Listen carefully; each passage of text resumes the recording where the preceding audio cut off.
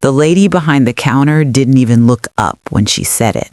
Next, just like that. Like this wasn't the moment my whole life cracked open. Like this wasn't the day I stopped being somebody's wife and started being myself again. The DMV smelled like old paper and lemon disinfectant, fluorescent lights buzzing overhead, plastic chairs squeaking every time somebody shifted their weight. Regular Tuesday. Regular people renewing licenses, regular lives moving forward. Meanwhile, my hands were shaking so hard the form rattled like it was alive.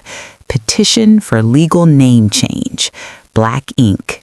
My handwriting, my old name printed at the top like a ghost, my married name underneath like a sentence, and the blank line at the bottom waiting for me to choose who I was going to be. For years, that line would have been easy, automatic. His last name, stamped on everything, bills, school forms, doctor visits, work emails, mortgage paperwork, Mrs. Carter, Mrs. Carter, Mrs. Carter. Like my first name didn't even matter, like wife was my whole identity.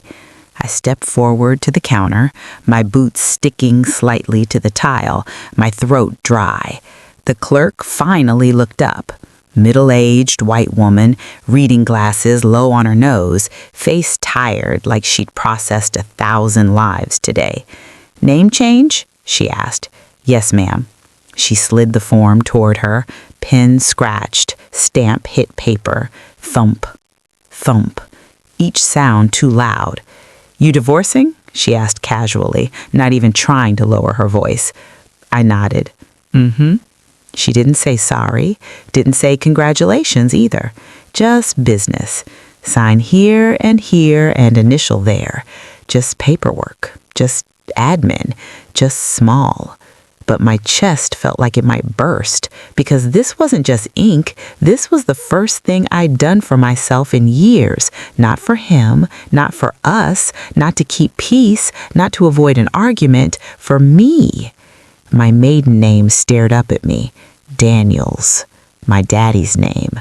My mama's name. The name on my first report card. The name on my college degree. The name I built my whole career under before marriage swallowed it. I hadn't written it in 12 years. 12. You know how long that is to disappear? My hand hovered, and memories came fast. Flash. Him introducing me at company parties. This is my wife. Never my title, never my accomplishments, just wife. Flash. Bank accounts opened in our name, but somehow only he had login access. Flash. Contracts I drafted, somehow filed under his business. Flash. People calling me Mrs. Carter like it was an upgrade, like I should feel lucky, like my old name wasn't enough. My jaw tightened, because here's what nobody tells you. Losing your name is slow. It's not dramatic. Nobody forces you. It's just little things. You sign here, you update this, you change that, until one day you look up and everything you built belongs to somebody else on paper. And paper is what the world listens to. Ma'am, the clerk said, tapping the counter. Need your signature. I swallowed, pressed pen to paper, and wrote it. Daniels. Slow. Careful, like I was carving it in stone. Daniels. My chest cracked open because it didn't feel small. It felt like oxygen, like my lungs finally filled all the way, like I'd been holding my breath for a decade and didn't even realize it. The clerk stamped it, approved, just like that. 12 years erased with a thump of rubber ink. She slid me the copy. Processing takes a few days. Social Security, bank, utilities, all that. You'll need to update everything. Update everything. She said it like a chore, like paperwork. But something about those words made my brain light up. Update everything. Every record, every account, every contract, every property, every signature, everything. My ex-husband handled most of our financial stuff. Said I didn't need to stress about it. Said, "I gotcha, baby." Funny how "I gotcha" always meant I couldn't see nothing, couldn't question nothing, couldn't verify nothing. I walked out into the cold February air, clutching that stamped paper like it was a winning lottery ticket. The sky gray, wind sharp, cars rushing past, regular life. But my heart was loud. Because deep down, something told me this wasn't just symbolic. This wasn't emotional. This wasn't closure. This was administrative. And administrative is dangerous. Because when you change your name on legal records, systems start talking to each other. Banks update. Property titles refresh. Databases sync. And if somebody built lies depending on you staying invisible, those lies start blinking red. I slid into my car, closed the door, sat there staring at that paper. Daniels. My name. Mine. Not borrowed, not married into, not attached to a man. Mine. And I had no idea yet that signing that one little form was about to unravel everything he'd hidden from me. By the time I got home, the paper felt heavier than my purse. Like it weighed more than ink and government stamps, like it carried history, or maybe truth. The apartment complex looked the same as always, peeling white paint on the railings, kids' bikes dumped near the stairs, somebody frying chicken 2 doors down. Normal life. But I walked up those steps like I was carrying evidence, because that's what it felt like. Evidence that I existed before him, before his last name, before his rules, before I started shrinking myself to fit inside his shadow. I unlocked my door and stepped into the quiet. No TV humming, no deep voice on the phone in the other room, no heavy boots by the couch, just stillness. Divorce quiet hits different. It's not loud like fights. It's not dramatic like movies. It's just empty, like the house forgot how to echo. I set my purse down on the kitchen counter and smoothed the name change document flat. Daniels. Seeing it typed officially like that made my throat tighten. Not because I was sad, because I felt found. Like somebody finally called my real name after years of answering to a nickname that never fit. I made coffee even though it was almost 4 p.m. Didn't need it, just needed something warm in my hands. Something steady, because my mind wouldn't stop spinning. Update everything. The clerk's voice kept replaying. Social Security, banks, utilities, records, everything. I opened my laptop, logged into my bank app first, the one he insisted we use. Our account, he used to say. But somehow, every time I asked for login details, it turned into, "I'll handle it, babe. You don't need that stress. Trust me." Trust me. Lord. Black women hear that and end up broke. I typed in the credentials I'd finally reset during the divorce. Account name, Carter Household Checking. Still his name, still staring at me like ownership. My jaw tightened. I opened the Profile tab. Change personal information. Name. I deleted Carter, typed Daniels, hit save. The page refreshed. Daniels, Alana. Just like that, my chest warmed, like the system finally recognized me. But then something weird happened. A little notification popped up. There are multiple historical accounts linked to this SSN. Would you like to review? I frowned. Historical accounts? I only had 2, checking and savings. That's it. I clicked. A list dropped down. My heart skipped. 3 more accounts showed up. Accounts I'd never seen. Business Checking, Daniels Consulting LLC. Property Escrow, Daniels Holdings. Investment Reserve, Daniels. My stomach dropped. Daniels, my maiden name, my old name. But I didn't open anything like that. Not ever. I whispered, "What the hell?" I clicked the first one, balance $42,318.67. I blinked, scrolled, years of transactions, deposits, client payments, vendor transfers from 5 years ago. 5 years! Back when I was still married. Back when he told me, don't worry about the paperwork, I got it. Back when I believed we were building something together. My hands started shaking because I recognized the company names. They were my clients, contracts I negotiated, projects I led, side consulting I did at night to help us get ahead. I remembered signing paperwork, but he handled filing, said he'd organize everything. My chest tightened. He didn't organize it, he redirected it. My work, my money, filed under my maiden name, hidden where I'd never look, because who checks accounts they don't know exist? My heart started pounding in my ears. I opened the escrow one. Property address popped up, and my breath left my body. A small duplex across town. I knew that address. I drove past it every day on the way to work. He told me his cousin owned it, said they were renting cheap for family. Ownership line read primary holder Alana Daniels. My knees actually buckled and I had to sit down. Me? My name? My social security number? My credit? But I never signed anything like that.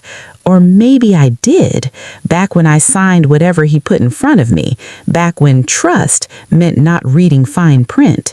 My coffee sat untouched, going cold, because suddenly everything started clicking.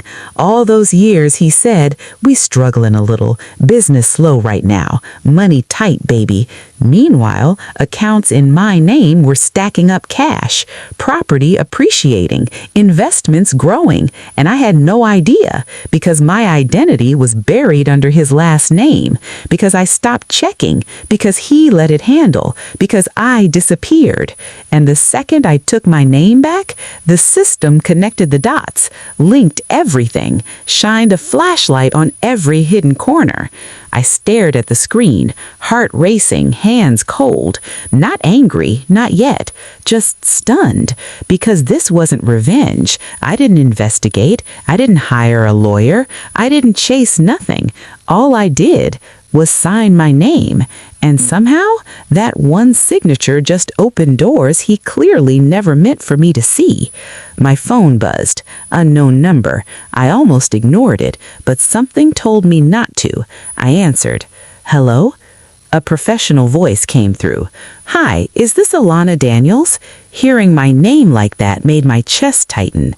Yes, this is First National Property Services. We're calling regarding your ownership verification on the Maple Street duplex. We just need to confirm some details since your name recently updated in the system. Ownership verification. My pulse started hammering, because if they were calling me, that meant one thing. Legally, that property wasn't his, it was mine. And if that was true, then what else had he built on top of my name without me knowing? Can you confirm your date of birth for verification, ma'am? The woman's voice was polite, professional, like this was just another Tuesday call, like she wasn't casually flipping my whole life upside down. My mouth felt dry. Yes, I said, giving it to her. Keyboard clicking on her end. Fast, efficient, normal. Meanwhile, my heart sounded like a drum line in my ears. Perfect, she said. And just to confirm, you're the sole title holder for the Maple Street property, correct? Sole. Title holder. Those words didn't even sound like they belonged in the same sentence as me. I'm sorry, I said, trying to keep my voice steady. Can you repeat that? Of course, you're listed as the sole owner. We just need updated contact information since your legal name was recently reinstated. Reinstated? Like my identity had been paused all these years, like I'd been on mute. My knees went weak again and I sank deeper into the kitchen chair. Sole owner. Not joint, not shared, not family property. Mine. But I never... I stopped myself. Never what? Never signed? Never bought? Never knew? Because the truth was, I signed a lot of things back then. Stack of papers.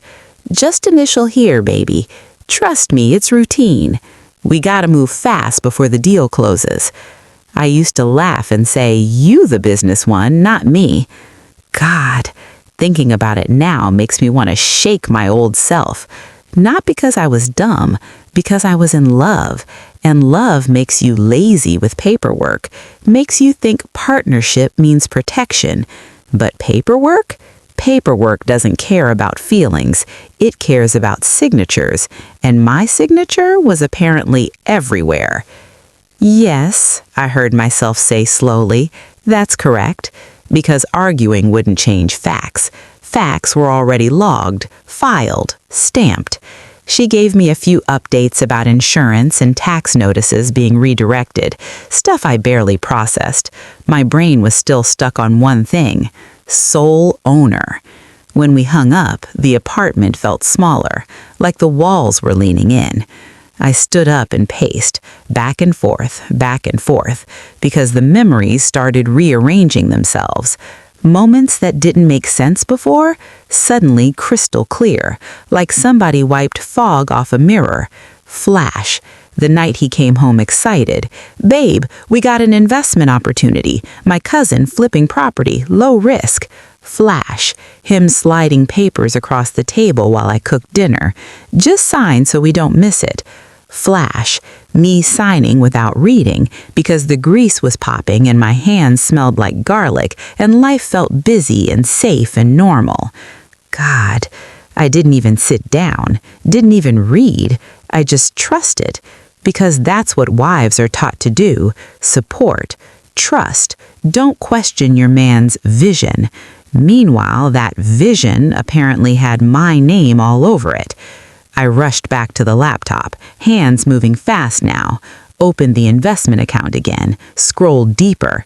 There were transfers, big ones, $5,000 here, $10,000 there, money moving from Daniels Consulting into something labeled Carter Enterprises, his company. My breath caught. He wasn't just hiding money, he was funneling my earnings into his business, using my labor to prop up his image, and I never knew because the deposits never hit the joint account, never showed up where I could see them. I sat back hard, chair scraping aloud across the floor. All those years I thought we were struggling, thought I wasn't contributing enough, thought maybe I needed to work harder, pick up more contracts, stay up later. Meanwhile, I was already funding everything. He just made sure I couldn't see it. And that's when the anger finally came. Hot, slow, not screaming anger, cold anger, the kind that sharpens you, the kind that makes you very, very clear.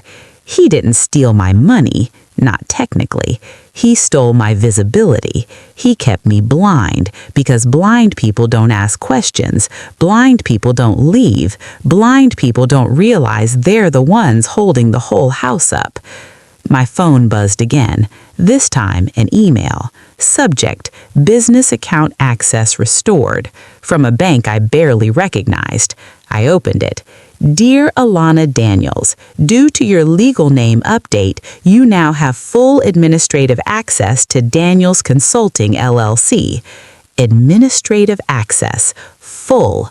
My heart started racing again, because that wasn't just some side hustle. That was my consulting work, the contracts I negotiated, the clients I stayed up till 2 a.m. helping, the invoices I thought were processing delays. I logged in, password reset, dashboard opened, balance $86,204.13. $86,000. My chest felt tight. Tears burned behind my eyes. Not because of the money, because of the gaslighting. All those nights I cried in the shower thinking I wasn't doing enough, thinking I wasn't pulling my weight, thinking maybe I was lucky he handled finances because I clearly wasn't good at it. And the whole time, I was carrying us, quietly, completely. He just made sure I couldn't see proof. I laughed once, short, sharp, not funny, just disbelief, because here's the wild part. I didn't hire a lawyer. I didn't dig through files. I didn't investigate. All I did was take my name back, and the system said, "Oh, here you are. This is yours. This too, and this." Like the world had been waiting for me to show up, like everything tied to my real identity was just sitting there, untouched, waiting for me to claim it. And that's when it hit me so hard I had to grab the counter. This wasn't symbolic. This wasn't emotional closure. This wasn't healing. This was strategic. Because the second my name reconnected to the system, every lie he built that depended on me being invisible started collapsing. And if a couple bank accounts already surfaced in one afternoon, I had a feeling this was just the beginning. I didn't sleep that night, not even a little. Every time I closed my eyes, numbers flashed behind my eyelids. Balances, addresses, account names, like my brain was running spreadsheets instead of dreams.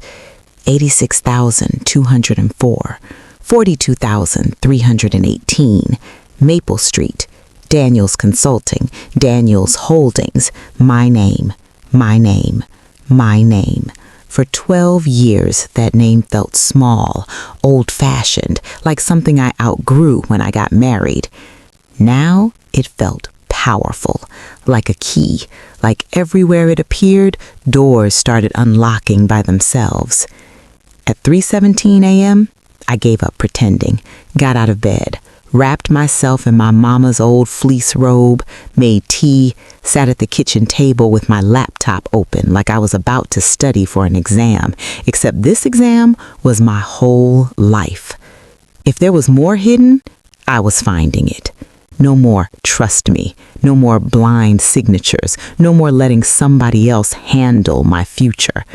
I logged into everything, Credit Karma, tax portal, old email addresses I hadn't touched since before the marriage, one by one, resetting passwords, updating my name, and every time I updated it, something else surfaced. It was like watching fish jump out of water. Ping, notification, ping, update, ping, record found. By 4:02 a.m., my credit report refreshed. I nearly dropped the mouse. 3 properties listed. 3, not 1, not the duplex. 3. I whispered, "You gotta be kidding me." Property number 1, Maple Street duplex. Property number 2, small retail storefront on Jefferson. Property number 3, vacant lot outside the city. All under Alana Daniels. Ownership, primary. Primary, not co-owner, not spouse, primary. I covered my mouth because I remembered the Jefferson storefront. We used to drive past it. He told me some investor buddy bought it cheap. I remember saying, "That's smart," and him laughing like he knew something I didn't. Turns out, yeah, he did. He knew it was mine. My credit, my signature, my liability, my asset, all while he walked around acting like some self-made businessman. My stomach twisted because it wasn't just about money anymore. It was about narrative. He got to play successful, respected, visionary, while I played supportive wife. Meanwhile, everything was legally under me, which means one ugly truth kept surfacing. He didn't build anything. I did. He just stood in front of it, took the credit, smiled for pictures, let the world think it was him. My chest burned. Not heartbreak, not sadness, just clarity, the kind that hurts because it's obvious, because how did I not see it? But then I caught myself. No, stop. That's what they want you to do. Blame yourself, call yourself stupid. But here's the truth. Manipulation doesn't look like villains. It looks like love. It looks like, baby, relax, I got it. It looks like, don't stress yourself. It looks like protection until you realize protection was just control dressed up nice. My phone buzzed on the table. Unknown number again. I stared at it, my chest tightening. Answered. Hello? Hi, is this Alana Daniels? A man said. Professional, legal sounding. Yes. This is Horizon Tax Services. We're reaching out because several filings previously submitted under your maiden name now require verification since your legal identity is updated. Verification. Everything needed verification now, like the system suddenly realized I was back. Okay. There's a discrepancy between reported ownership of Daniels Consulting and Carter Enterprises. Some income appears misallocated. We'll need to review signatures and authorizations. Misallocated. My heart skipped. Misallocated means wrong, means questionable, means somebody's paperwork don't match, means lies. He kept talking, but my brain zoomed out because I already knew what this meant. His stories depended on me being Mrs. Carter, invisible, untraceable, background. But now Daniels was back in the system, cross-referencing everything. And every time my name popped up where it shouldn't, somebody asked questions. Not because I complained, not because I fought, because the records didn't make sense. Truth don't yell. It just confuses liars. Ma'am, he said. Are you available this week to review documents? I swallowed. Yes. Great. We'll send over everything for your signature. Signature. Funny. All these years I signed blindly.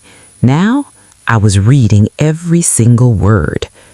After the call, I leaned back in my chair, the sky outside just starting to turn gray, birds waking up, city stretching, and something settled in my chest.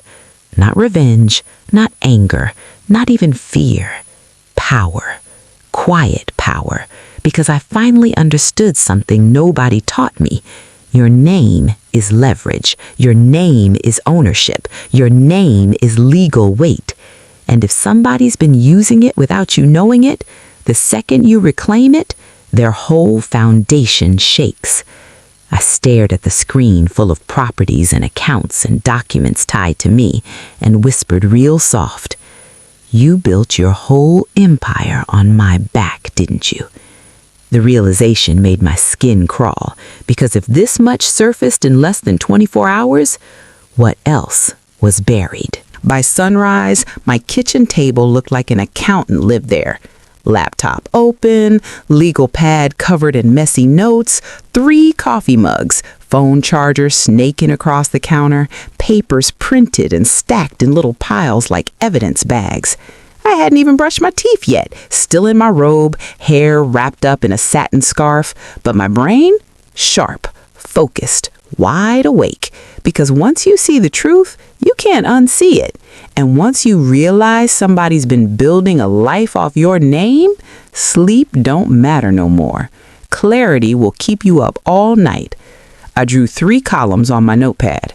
Properties, accounts, businesses. Started writing everything down like I was preparing for court. Maple Street duplex, mine. Jefferson storefront, mine. Vacant lot, mine. Daniels Consulting, mine. Investment reserve, mine. Escrow account, mine. Carter Enterprises, transfers from my accounts. I circled that last one 3 times so hard the pen almost tore through the page, because that right there, that was the story. He wasn't some mastermind. He wasn't some business genius. He was a middleman, moving my money around, slapping his name on the results, and letting the world think he was the provider. Meanwhile, I was the engine, working, signing, building, just blind. You know what makes me mad the most? It wasn't even the money. It was the humiliation. All those family dinners where his mama would say, "Girl, you lucky my son take care of you." All those church folks saying, "You got a good man. He a provider." All those times I shrank myself and said, "Yeah, he handles everything." Handles everything. God, if they only knew. If I only knew. My phone buzzed with an email. Subject, document request, signature confirmation from Horizon Tax Services. Attachment, 18 files. 18! I opened the first one. Consulting contracts. My name on every single page. Alana Daniels, Principal Consultant. Principal. I stared at that word. Principal. Not assistant, not support. Principal. Lead. Owner. And I remembered writing those proposals at the dining room table while he watched TV. Remembered chasing invoices. Remembered negotiating rates. And every time I asked, "Where'd the payment go?" he'd say, "Business slow, baby. Clients dragging their feet." Lies. Clean, simple lies. The payments were never late. They just never touched the joint account. He rerouted them like a plumber redirecting water. Kept me thirsty while I was standing in a lake. My throat tightened because manipulation ain't always screaming and fists and chaos. Sometimes it's quiet, administrative, paperwork, and that's scarier because you don't even know you drowning. I clicked the next file. Authorization forms. My signature, but not my handwriting. My stomach dropped. They looked off, like somebody traced it. Close, but not quite. My loops were tighter. These were sloppy, like someone copying from memory. I whispered, "Oh no." Scanned 3 more. Same thing. Signature-ish, but not me. My heart started pounding because now we weren't talking about he moved money around. Now we were talking about something uglier. Forgery. Straight up. Some of these documents were dated days I wasn't even home. Days I was out of town visiting my mama. And yet somehow I signed paperwork? My chest got hot. Anger finally rising past calm. Not loud anger, not throwing stuff. The kind that goes ice cold. The kind that makes you very, very precise. Because here's the thing about me. You can lie to me. You can manipulate me. But forge my name? That's different. That's stealing my identity, my history, my daddy's name, my lineage. That ain't just business. That's disrespect. My phone rang again. This time it was my cousin Patrice. She always had that sixth sense. "Girl, why the bank call me asking if I bought property?" "What?" "Something about you listing me as emergency contact years ago. They verifying stuff. What's going on?" I laughed. Not funny, just overwhelmed. "I think my whole marriage was a scam, Patrice." Silence. Then talk. So I told her. Everything. The accounts, the properties, the signatures. She didn't even sound shocked, just angry, low and steady. "That man been living off you," she said. "I think so." "No, not think, been."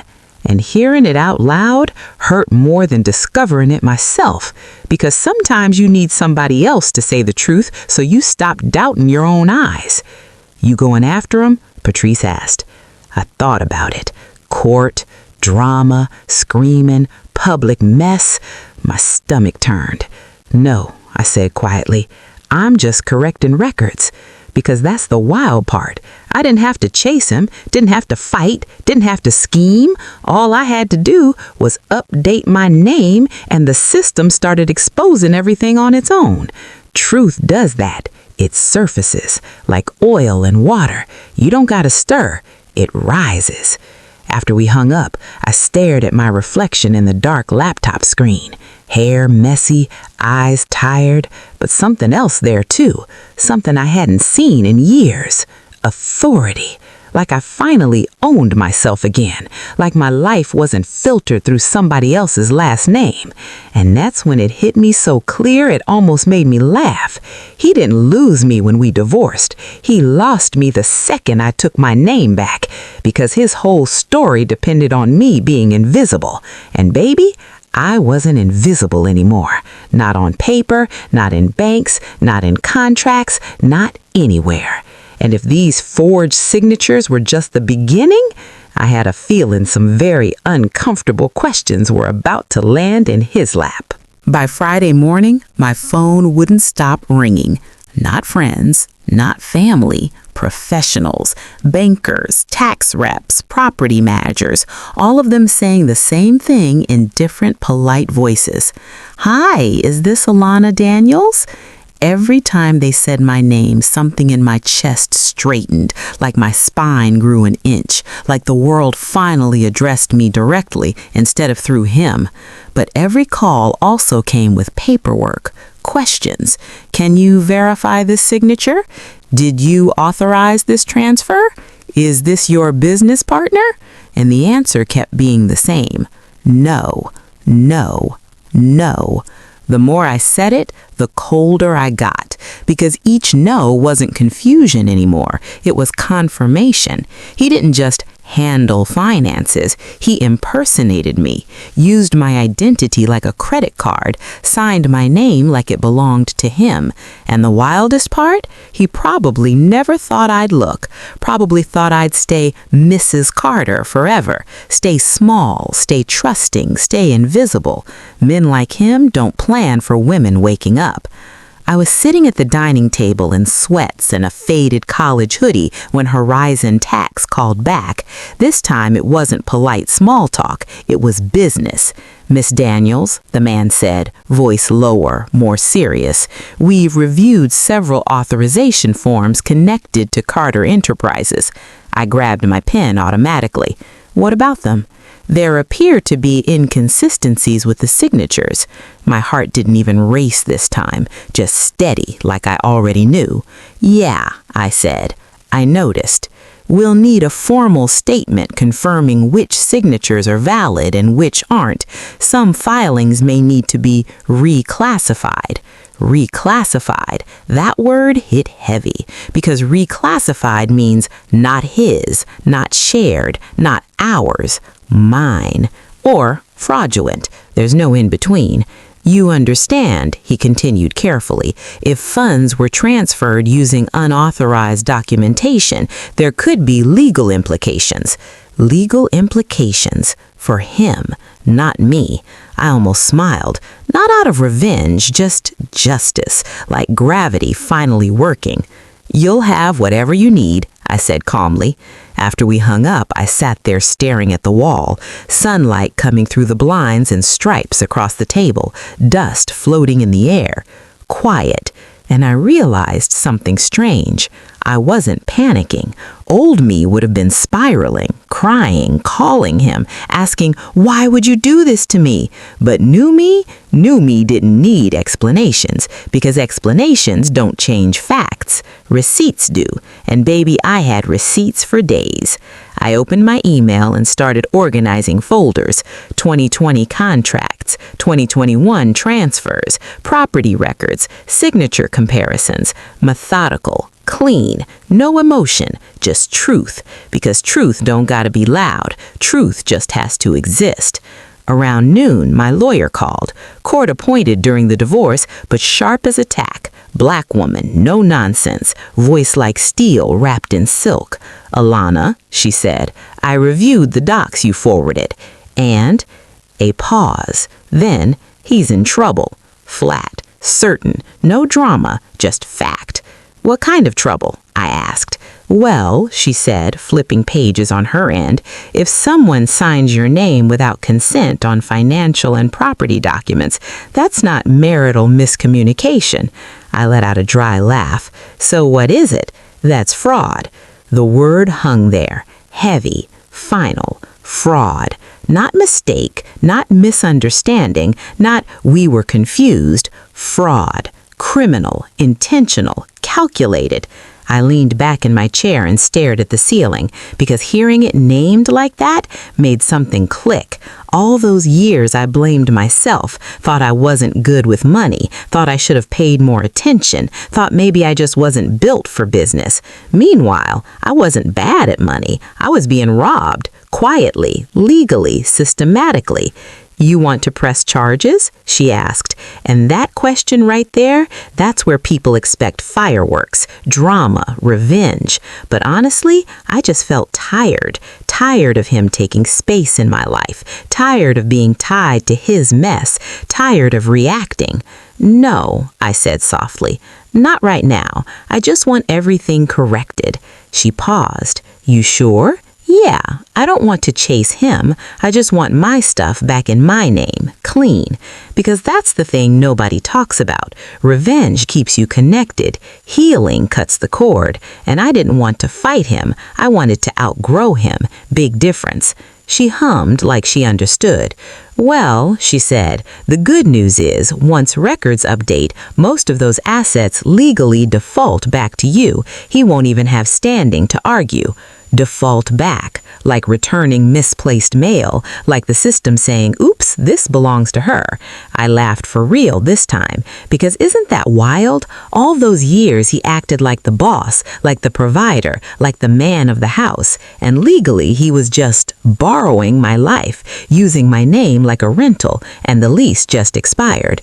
After we hung up, I walked to the bathroom mirror, looked at myself long and hard. Same brown skin, same tired eyes, same face, but something else there now. Something solid, grounded, like I wasn't carrying anybody else anymore, like my shoulders finally belonged to me. I touched the mirror and whispered, Daniels. My name. Mine, not attached, not borrowed, not filtered through a man, just me. And for the first time in years, I didn't feel like somebody's wife, somebody's support, somebody's background. I felt like the main character of my own damn life. And somewhere across town, he still had no idea the ground under his feet was already cracking. By Monday, the letters started showing up. Not emails, not calls. Real mail. Thick envelopes. Certified. The kind you gotta sign for. The kind that makes the mailman knock twice like, ma'am, you might want to sit down for this. I was still in my house slippers when the first one came. Hair wrapped up, oversized t-shirt, half asleep. Didn't even check the return address. Just signed and shut the door. But the weight of that envelope? Heavy. Official, like the government itself had something to say. I carried it to the kitchen table slow, like it might explode, sat down, opened it carefully. First National Property Services, Property Ownership Confirmation and Title Update. My fingers tightened. I scanned the page. This letter serves as formal confirmation that the Maple Street duplex is solely titled to Alana Marie Daniels. Due to your recent legal name reinstatement, all future tax documents and ownership rights will reflect your updated identity. Solely titled. Ownership rights. Future tax documents. My chest rose and fell slow, because reading it like that, black and white, no emotion, no he said, no she said, just law, just fact, made it real in a way screenshots never could. This wasn't suspicion, this wasn't theory, this was paper, stamped, filed, legal. That property wasn't his, never was. He just acted like it, like a kid pretending somebody else's bike was his because nobody corrected him. And the second I showed up, everybody said, oh no, that's hers. I let out a long breath I didn't know I'd been holding, then laughed, soft, disbelieving, because do you know how many times he said, baby, you lucky we got that cheap rent through my cousin. Cheap rent? Lord, I was paying myself the whole time. The second envelope came an hour later, then another, then another. By noon, my kitchen table looked like a courthouse. Property, bank, business, insurance, each one confirming something new or correcting something old or asking me to verify information that had been previously submitted. And every time they said previously submitted, it meant him. Every time. He had been speaking as me, signing as me, claiming as me, like I was some ghost he could wear like a coat. And now the system was calling that bluff. One letter hit different, though. Return address, State Business Registry. I opened it, hands steady now, already numb to shock, but this one made my stomach flip. Daniels Consulting LLC, registered owner Alana Daniels, status active, administrative authority restored. Administrative authority restored, like something stolen finally returned. I stared at the date. 5 years ago. That business had been active 5 whole years, and I never touched a dollar directly, never saw statements, never even knew it legally existed. Meanwhile, he'd say stuff like, "We can't afford vacation right now, money tight this quarter, you know how business is." Business is. Yeah, business was me. I covered my face with my hands, not crying, just overwhelmed, because the betrayal wasn't loud. It was quiet, daily, systematic, like a slow leak draining me for years. And the worst part? He probably convinced himself it wasn't wrong. Probably thought, we married, what's hers is mine. Except somehow it was never the other way around. Funny how that works. My phone buzzed again. This time it was him. First time he'd called in weeks. I stared at the screen, his name still saved as Marcus Hart.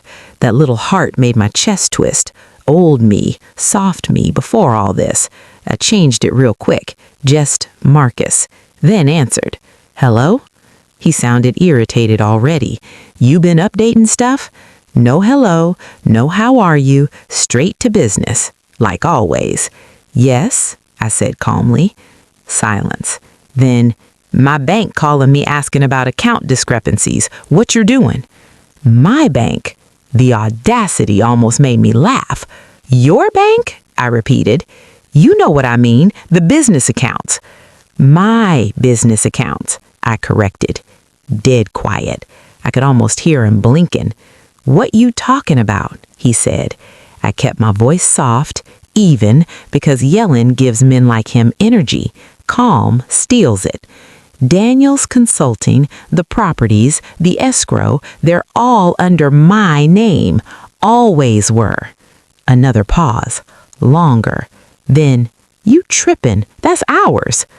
Ours. There it is, the magic word, the word that erased me for years, but now it just sounded lazy. "No," I said quietly, "they're mine." You ever say something so simple it changes everything? 2 words, mine, not ours, mine. His breathing got heavier. You trying to start something?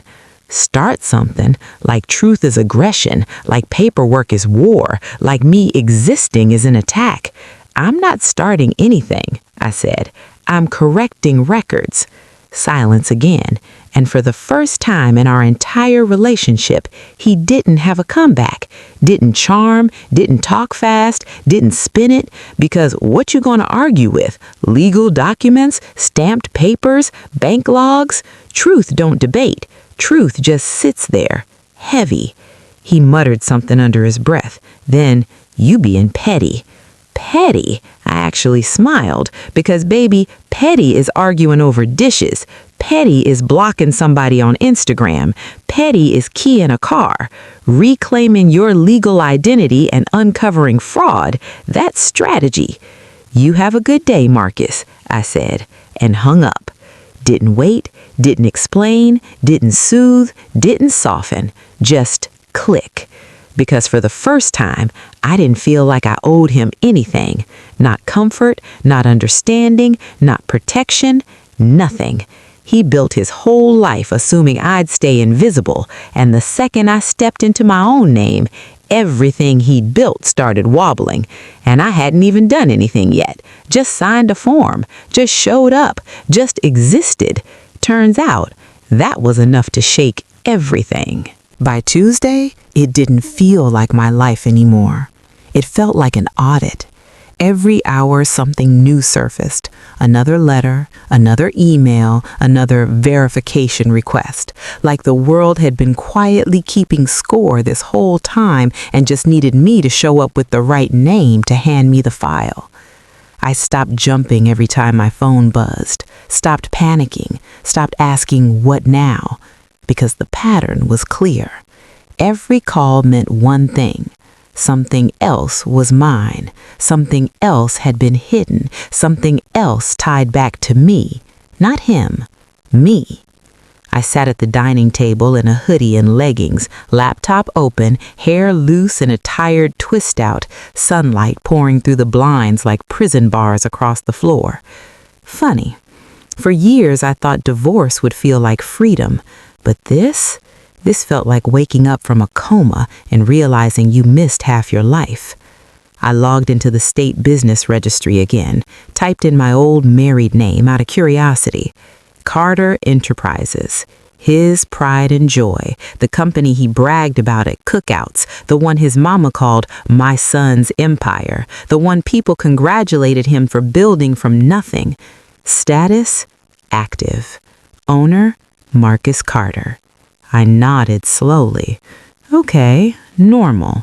Then I scrolled. Registered financial backers. My heart stuttered. Primary capital source, Daniels Consulting, LLC. I leaned back like somebody shoved me. Primary capital source. That's corporate language for funded by, backed by, bankrolled by. Me. My late nights, my contracts, my invoices, my brain. His empire was literally built with my money, and he had the nerve to act like he carried me. All those little comments. You don't gotta worry about bills, baby, I got you. You lucky you married a hustler. My business keeping us afloat. Keeping us afloat. I laughed so loud it startled me, because ain't that something? He wasn't keeping us afloat. I was the ocean. He was just splashing around taking credit for waves. My chest got hot again, but not explosive. Cold, sharp, like the kind of anger that files paperwork instead of throwing punches. And honestly, that kind hits harder. My email pinged. Subject: Ownership clarification urgent. From a commercial lender. I opened it. Miss Daniels, we're conducting a routine review of collateral on a small business loan taken by Carter Enterprises. Your assets are listed as partial guarantee. We require confirmation of your authorization. I blinked, read it again. Partial guarantee. My assets. Loan. Authorization. My stomach dropped to the floor. He used my properties as collateral without telling me, put my name on the line for his loans, risked my credit, my houses, my money, while telling me, don't stress about finances. I swear my vision blurred for a second, because that wasn't just shady, that was reckless. If his business failed, they would have come for me, not him, me. My name, my credit score, my future. And I would have been sitting there confused, like, how did this happen? It happened because I disappeared, because I let love replace due diligence, because I trusted somebody who benefited from me not asking questions. I stood up fast, started pacing, kitchen to living room to kitchen, heart pounding, not scared, furious, the kind of fury that straightens your spine, the kind that says, never again. I called the number at the bottom of the email. Calm voice, professional tone. Hi, this is Alana Daniels. I'm calling about the collateral guarantee listed under my name. I never authorized that. Typing sounds. Pause. Oh, I see. Yes, we'll need a formal statement. If you didn't sign, we'll remove your assets immediately and reevaluate the loan. Remove immediately. Just like that. Like unplugging a cord. Like his whole safety net just vanished. And all I did? Told the truth. It hit me then. Hard. He didn't just rely on me emotionally. He relied on me legally, financially, structurally. His whole setup depended on my name being quiet, because if I ever stepped forward, everything unraveled. And that's exactly what was happening. Not because I chased revenge, not because I confronted him, not because I made a scene, but because I existed on paper again. You know what's wild? Silence protects liars. Paperwork exposes them. I hung up and stared at my reflection in the microwave door. Same brown skin, same tired eyes, same me. But something different, something solid, like I finally trusted myself, like I wasn't second-guessing my instincts anymore. And for the first time since the divorce, I didn't feel like the woman he left behind. I felt dangerous, not violent, not messy, dangerous in that quiet grown woman way, the kind that reads contracts, the kind that checks statements, the kind that signs things not blindly, the kind of men like him hope never wakes up. My phone buzzed again. Text from him. Marcus, you messing up my business for real. Why you doing this to me? I stared at the message because the audacity was almost impressive, like accountability was cruelty, like truth was betrayal. I typed back slow. One sentence. Me. I'm not doing anything to you. I'm just using my name. Sent. Set the phone down, and something in my chest settled real deep. Because that was the truth. I wasn't attacking him. I wasn't fighting. I wasn't even trying. I was simply existing as myself. And somehow, that alone was enough to tear down everything he built on my back. Which meant one thing real clear. He never built anything strong to begin with. By Wednesday morning, my name was everywhere. Not in some poetic, spiritual way. In a legal way. A paper trail way, a government database way, the kind of everywhere you can't sweet talk or manipulate. Every time I logged into something, it greeted me different. Welcome, Alana Daniels. Every time I answered the phone, Ms. Daniels, we just need your confirmation. Every time I opened the mailbox, Daniels, Daniels, Daniels. It felt strange. Like hearing your real name after years of answering to a nickname that never quite fit. Like my life had been misfiled and somebody finally moved me into the right folder. But with every correction, something else cracked. Because the more my name showed up, the more his disappeared. And apparently, he noticed. My phone rang at 8:12 a.m. Him. Again. I let it ring twice this time, not out of drama, just because I didn't feel rushed anymore. Old me used to jump every time he called, drop everything, answer quick, like his voice was an emergency. Now, he sounded like spam risk. I answered calm. Yeah? He didn't even bother with hello. What did you tell the bank? His voice was tight, thin, like a rubber band about to snap. I told them the truth, I said. What truth? That I didn't authorize my property being used as collateral? Silence. Then, you trying to ruin me? There it was again, that victim tone, like consequences were an attack, like truth was violence, like me protecting myself was betrayal. I leaned back against the kitchen counter, cold tile through my t-shirt. Marcus, I said, slow, steady, I'm not ruining you. I'm removing myself. You know that loan was helping the business, and my house was backing it, I replied. He didn't answer, because what you gonna say to that? He tried a different angle. You being emotional. I laughed out loud, for real this time, because if there's anything I wasn't being, it was emotional. I hadn't cried, hadn't yelled, hadn't posted messy stuff online, hadn't confronted him in public. All I did was update records. Emotion is screaming. Strategy is paperwork. Nothing about this is emotional, I said quietly. This is administrative. And that word right there, that word sliced him, because administrative means official, documented, non-negotiable. You can argue feelings, you can gaslight memories, you cannot argue with filings. He huffed into the phone. You could have talked to me first. I closed my eyes, shook my head slow, because that right there, that's the line that kept me small for years. Talk to me first. Translate, let me control the story. Let me spin it. Let me convince you to stay quiet. Nah, not no more. I talked to myself first, I said, and for once that was enough. He went quiet, long quiet, then real soft. You changed. And I swear something in my chest clicked into place when he said that, because he didn't sound angry. He sounded scared, like the version of me he depended on was gone, like the girl who said, "Whatever you think, baby," wasn't answering the phone anymore. "Yeah," I said. I did. No apology, no explanation, just fact. You know what I realized in that moment? He never loved the full me. He loved the convenient me, the quiet me, the trusting me, the sign here without reading me, the supportive shadow version of me.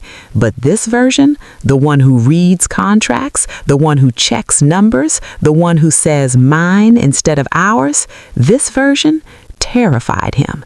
Good. "Whatever," he muttered, then hung up first. And for the first time in my life, him hanging up didn't feel like rejection. It felt like relief, like a cord snapping, like silence finally belonged to me. I set my phone down and went back to the laptop, opened the lender portal, clicked remove my collateral authorization, submit statement, upload signature comparison. Done. 3 clicks, 3 little buttons, and just like that, his loan wasn't protected anymore. If his business stood, it stood on its own, not on my back. And baby, if something can't stand without stealing your foundation, it was never strong to begin with.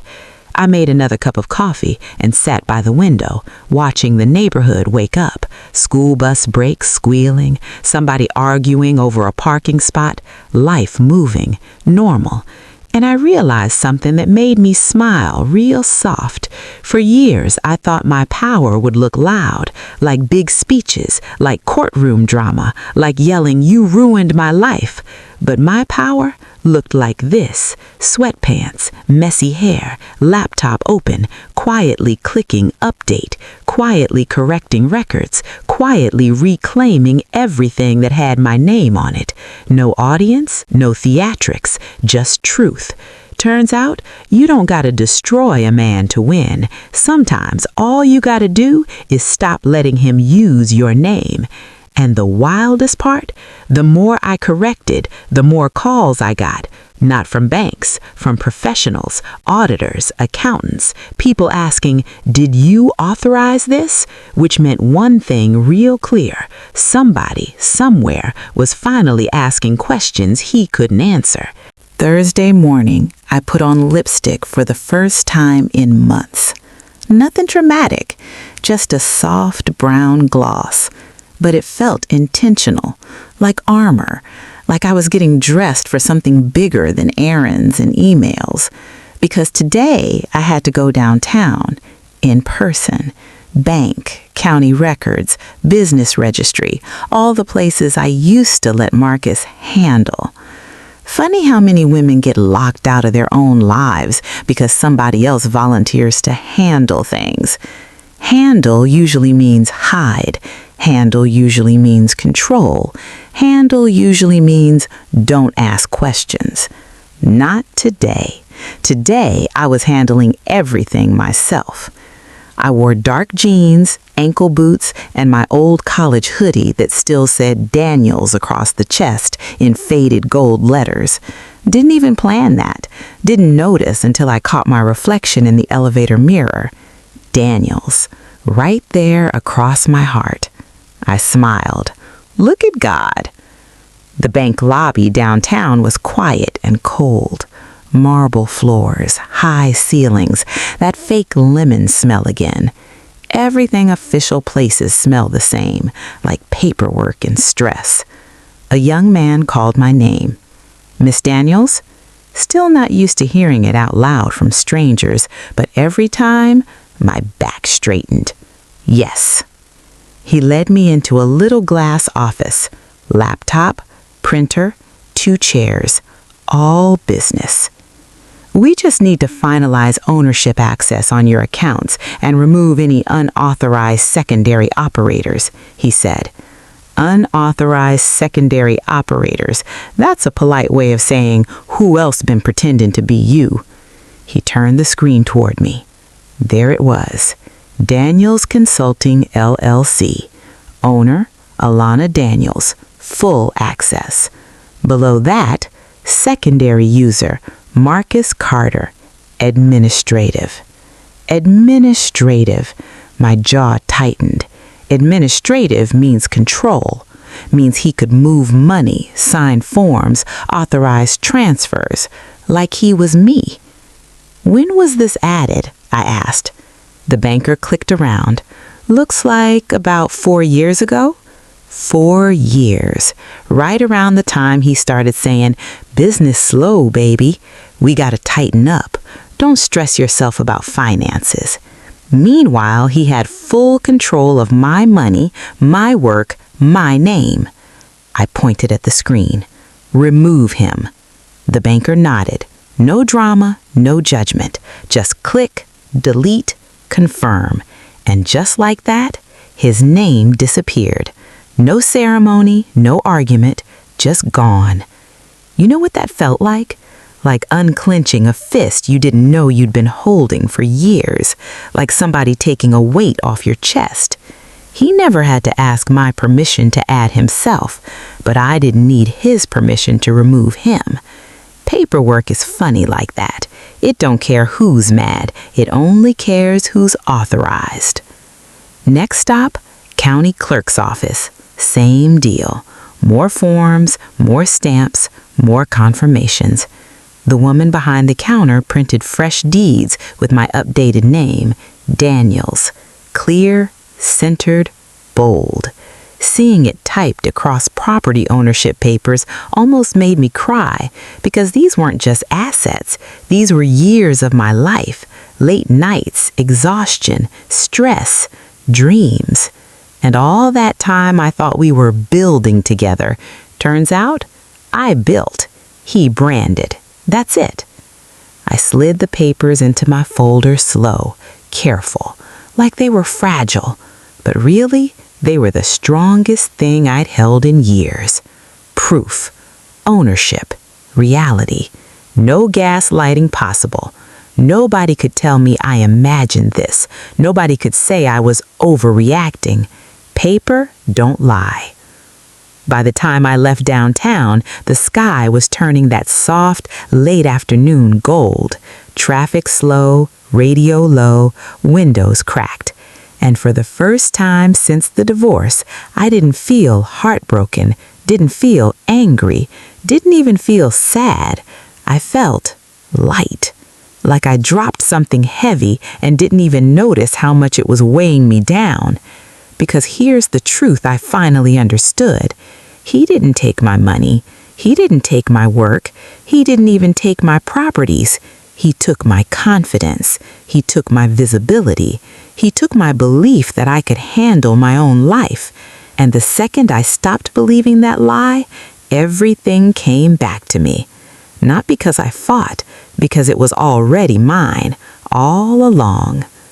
When I got home, I laid all the updated documents across the dining table. Fresh prints, clean ink, my name everywhere. Daniels, Daniels, Daniels.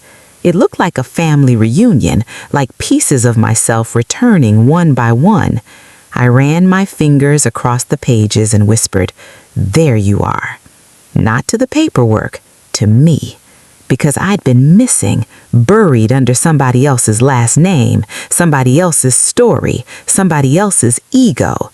And today, I finally stepped back into myself, fully, legally, undeniably. My phone buzzed. Text from Marcus again. "Marcus, you happy now?" I stared at it for a long time, then typed back simple.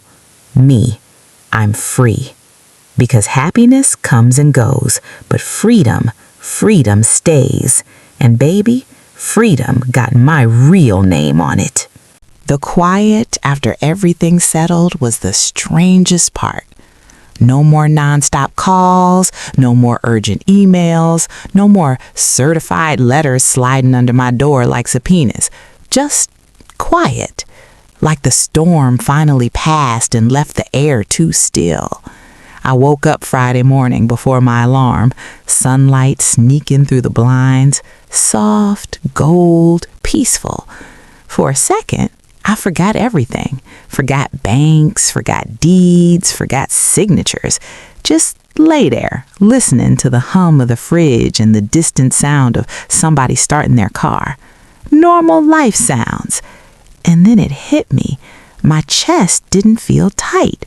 No weight, no dread, no mental checklist of what lie is about to surface today. For the first time in years, my body felt safe. Do you know how rare that is, to feel safe in your own life? Not bracing, not anticipating, not waiting for the next manipulation, just existing.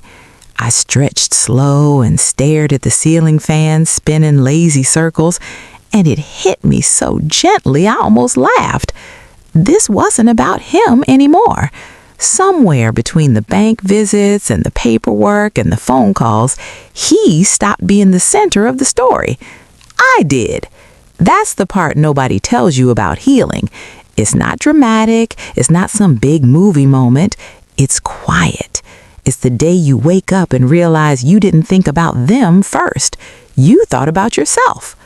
I made coffee and sat at the table where all the documents had been spread out for days. Now it was clean, just my mug and the morning light.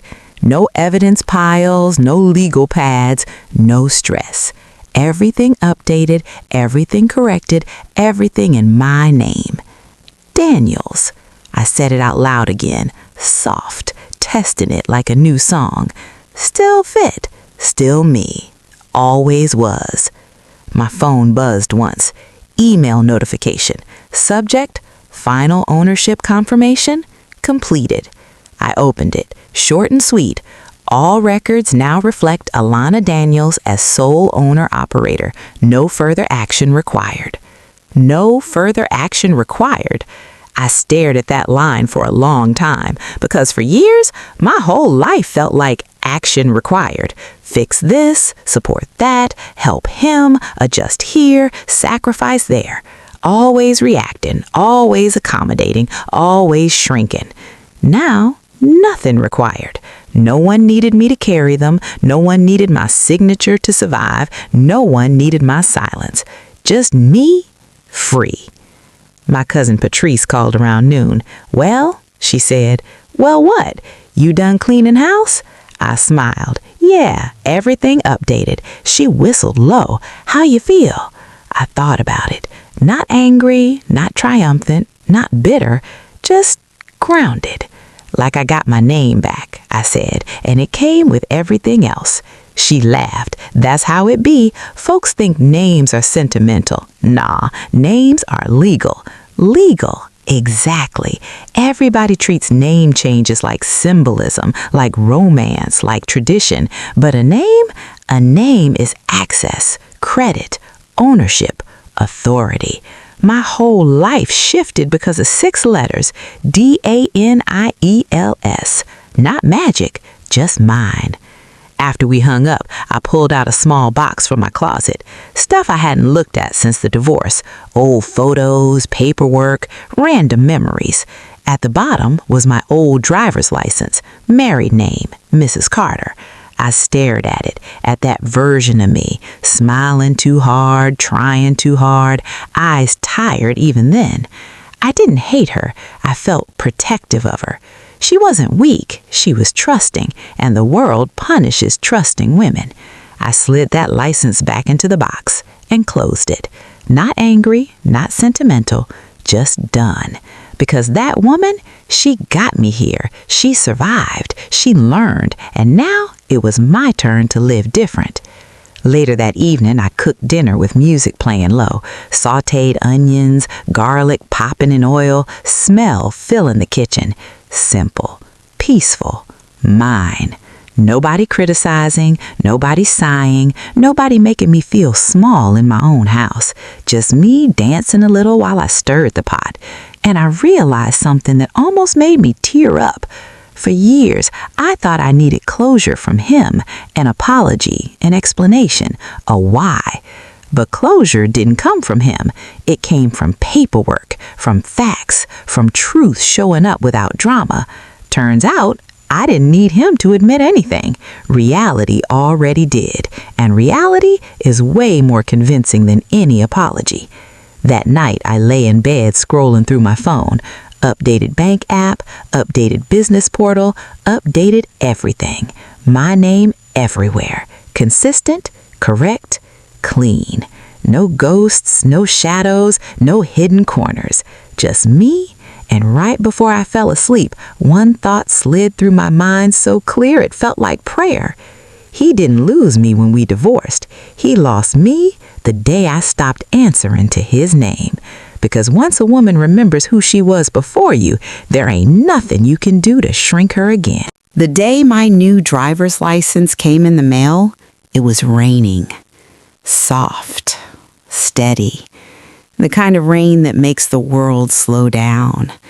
Gray sky, wet sidewalks, cars hissing past like whispers.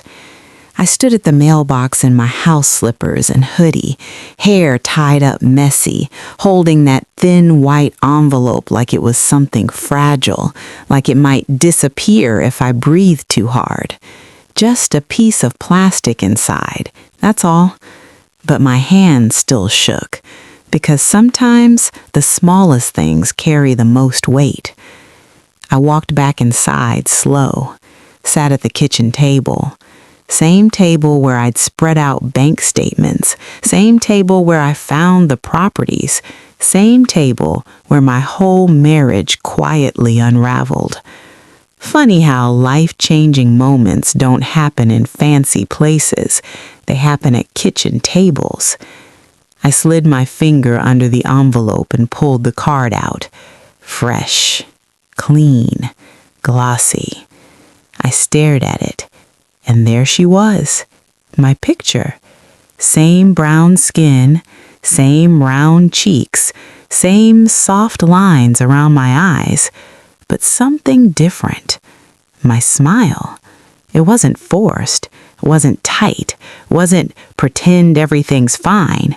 It looked peaceful, like somebody who finally told the truth. And under that photo, bold and official, Alana Marie Daniels. Daniels. Not Carter, not Mrs. Anybody, just me. I traced the letters with my thumb like they were braille, like I needed to feel it physically, because this wasn't just a name. This was proof. Proof that I existed before him, proof that I survived after him, proof that everything tied to me belonged to me. My work, my money, my properties, my future, mine. All because I stopped carrying a name that never really fit. You know what's wild? For years, I thought taking my name back would feel petty, dramatic, like holding on to the past. But it wasn't backward at all. It was forward, strategic, powerful. Because the second I stepped back into myself, systems updated, banks corrected, titles shifted, truth surfaced. Not because I chased revenge, because I corrected records. That's it. No screaming matches, no courtroom scenes, no dramatic confrontations, just forms, signatures, facts. And somehow, facts hit harder than any fight ever could. My phone buzzed on the table. Text from Patrice. Cousin, license come yet? I snapped a picture of it and sent it back.